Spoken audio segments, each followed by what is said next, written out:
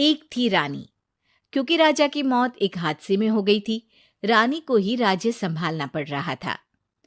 रानी का नाम था रानी रश्मिवती। रानी ईमानदार थी और प्रजा की सेवा में लगी रहती थी। एक दिन उसके दरबार में 3 नौजवान आए, रमेश, सुरेश और दिनेश। कहो, क्या सहायता कर सकती हूँ मैं तुम्हारी? हम आपके दरबार में काम करना चाहते हैं ताकि जनता की सेवा कर सके। लेकिन अभी तो तुम्हारी उम्र बहुत छोटी है। तुम लोगों को तो अभी अपनी पढ़ाई पर ध्यान देना चाहिए। हमारा मन पढ़ाई में नहीं लगता। माता पिता को लगता है कि हम किसी के लायक नहीं है और हम साबित करना चाहते हैं कि हम लायक हैं। उत्साह बहुत अच्छा है, मगर अभी उम्र कच्ची है तुम लोगों की। अरे उम्र से क्या होता है रानी जी? शास्त्रों में लिखा है कभी किसी के ज्ञान को उसकी उम्र के आधार पर नहीं देखना चाहिए। बात तो सही है तुम्हारी। और अगर सच में तुम अगर ये संकल्प करके आए हो कि तुमको यहाँ काम करना है, तो पहले परीक्षा देनी पड़ेगी। 3 परीक्षा, एक शारीरिक परीक्षा, एक बुद्धि की परीक्षा और एक देशभक्ति की परीक्षा। और ये क्या है? वो मंत्री महोदय तुम्हें समझा देंगे। हमारे पास समय नहीं है। अगर तुम लोग तैयार हो तो बताओ। हाँ, हम तैयार है किसी भी परीक्षा के लिए। मैं भी तैयार हूँ कुछ भी कर गुजरने के लिए। तो ठीक है मंत्री जी, आप इन तीनों की परीक्षा कल से ही शुरू कर दीजिए। जो आ गया रानी साहिबा। अगले दिन से ही तीनों की परीक्षा शुरू हो जाती है। पहले शारीरिक परीक्षा, यानी किस में कितना है दम, ये देखेंगे हम। क्योंकि शरीर में दम होगा तभी तो प्रजा की सेवा में दम लगा पाओगे।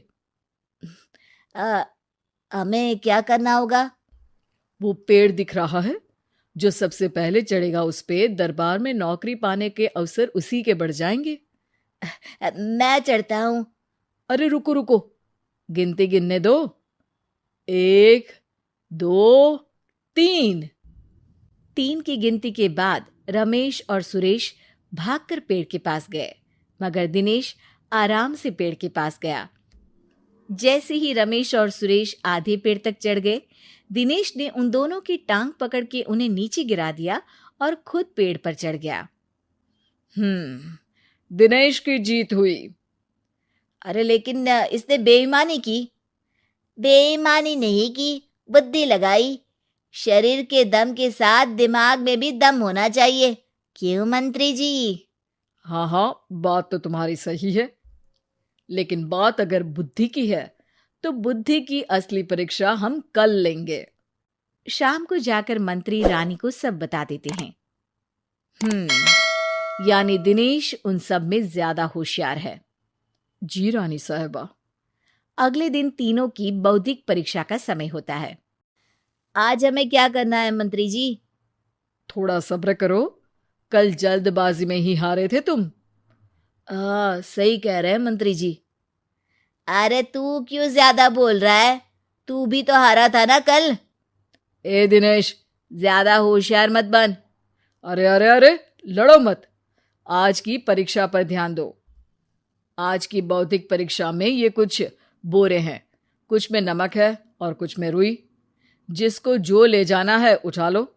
देखते हैं कि कौन जल्दी से कोई भी एक बोरा नदी के उस पार लेकर जाता है। समय शुरू होता है अब। तीनों बोरों की तरफ बढ़ते हैं। सुरेश, नमक की बोरी भारी है, ले जाने में मुश्किल होगी। हाँ, सही कह रहा है। रुई हल्की है, हम दोनों रुई लेकर चलते हैं। अरे भाई, मैं तो नमक लेकर जाऊंगा। रमेश और सुरेश ये सोचकर हंसते हैं कि आज तो दिनेश हार ही जाएगा। दौड़ शुरू होती है। 1, 2, 3। तीनों नदी की तरफ भागते हैं। रुई में वजन कम होने के कारण रमेश और सुरेश आगे निकल जाते हैं और दिनेश थोड़ा पीछे। पर जैसे ही वो सब नदी में जाते हैं, दिनेश की बोरी का नमक गलने लगता है और वजन कम हो जाता है, जबकि रमेश और सुरेश की रुई में पानी भर जाता है और बोरी का वजन बढ़ जाता है। अरे ये इतनी भारी क्यों हो गई रमेश? अरे मुझे क्या पता, शायद जादुई बोरी है। अरे लगता है कि हम बेवकूफ बन गए। बने नहीं हो, तुम हो ही बेवकूफ। इतना तो पता होना चाहिए कि पानी में नमक गल जाएगा। दिनेश का पूरा नमक गल जाता है और बोरी खाली हो जाती है। वो जल्दी से रेस पूरी कर लेता है। इस परीक्षा के विजेता भी दिनेश ही है। उसने दिमाग लगाकर दिखा दिया कि वो बौद्धिक परीक्षा में भी रमेश और सुरेश से आगे है। अब कल तुम्हारी देशभक्ति की परीक्षा होगी, जो स्वयं रानी मां लेंगी। रात को फिर मंत्री रानी के पास जाकर बता देते हैं कि आज की परीक्षा में कैसे दिनेश ने अक्लमंदी दिखाई और बौद्धिक परीक्षा में भी उसी की जीत हुई। अरे वाह, दिनेश तो हमारे बहुत काम आ सकता है। हम उत्साहित हैं कल की परीक्षा के लिए। वो तो ठीक है रानी साहिबा, लेकिन हमने सुना है कि पड़ोसी राज्य का राजा आकाशदीप हमारे राज्य की सीमा में घुसपैठ कर रहा है। ये तो चिंता की बात है। हमें जल्द ही कुछ करना चाहिए। अगले दिन रमेश, सुरेश और दिनेश अपनी आखिरी देशभक्ति की परीक्षा के लिए दरबार में आते हैं। प्रणाम रानी साहिबा। नमस्कार रानी जी। प्रणाम रानी माँ। हमने तुम्हारी परीक्षा पर गौर किया। दिनेश आगे हैं। हम तुम तीनों में से किसी दो को ही दरबार में काम दे सकते हैं। किसी एक को आज जाना होगा। तो देशभक्ति की परीक्षा के लिए तैयार हो? पूरी तरह से। मैं तीनों से एक ही सवाल करूंगी। जिसका जवाब सबसे सही लगेगा उसे तो नौकरी मिल ही जाएगी।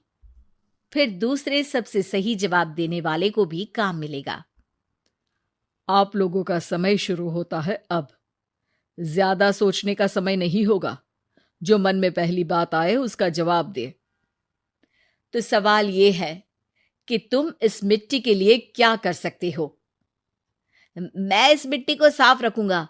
यहाँ के लोगों के भोजन की कमी को मैं पूरी करूंगा।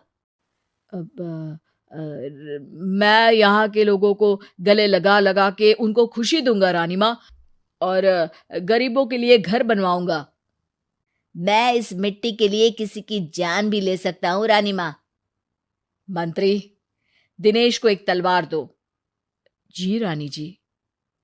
दिनेश, पड़ोसी राज आकाशदीप की जान तुम्हारे हाथ में है। जाओ, अपना काम पूरा करो। आज रात को तुम उस पर हमला करोगे जब वो सो रहा होगा। दिनेश वहां से चला जाता है। रानी मां, ये आपने क्या किया? अभी किया नहीं है मंत्री जी।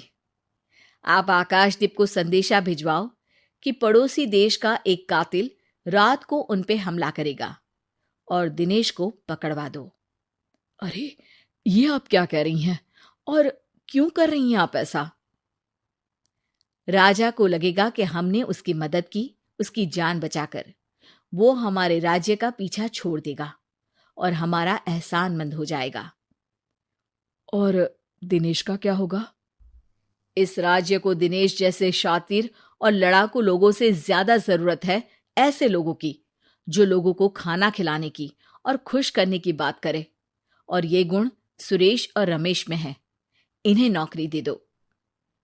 दिनेश बहुत चतुराई से नौकरी हड़पना चाहता था, जिसके लिए उसने रमेश और सुरेश जैसे दोस्तों का भी नुकसान किया। पर रानी ज्यादा चतुर निकली। उसने एक तीर से दो निशाने लगाए। दिनेश जैसे खूंखार युवक को राज्य से बाहर करवा दिया और पड़ोसी राजा आकाशदीप को अपना एहसानमंद कर लिया।